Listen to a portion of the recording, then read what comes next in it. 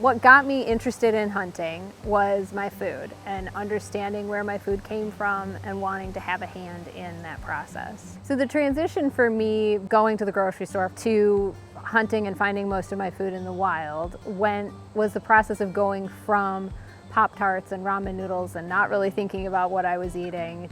And it's become more about the wild and connection to the wild really than food, but that's really where it started from. So the main things that I shoot and eat right now are squirrel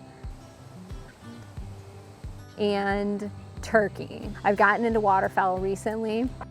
I do hunt deer, but there's a steeper learning curve there for me, and I have not harvested a deer myself from the wild. Hunting tools, shotgun, 20 gauge or 12 gauge, 22 long rifle, rimfire, and a compound bow.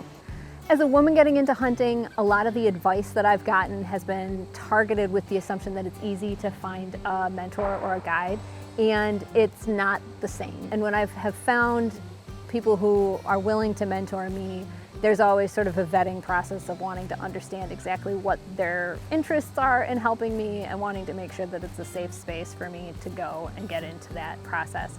It's also assumed that my husband will help me or that my dad will help me, that I have a man in my life already that will help me get into hunting, and that just hasn't been the case for me.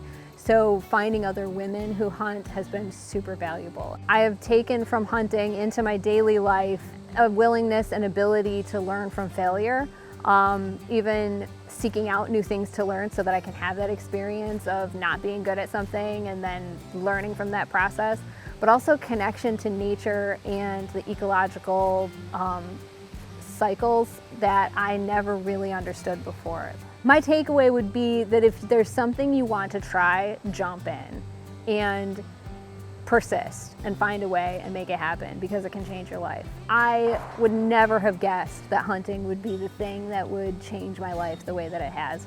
But I don't think it has to be hunting. I don't think it has to be any one particular thing for somebody. I think especially for women, we get to a certain age and we sort of feel like we have to be done. We have to sort of be in the career that we're in or the trajectory that we're in with our families, and starting something new feels like something we can't do, but it's totally something that you can do. It's never too late.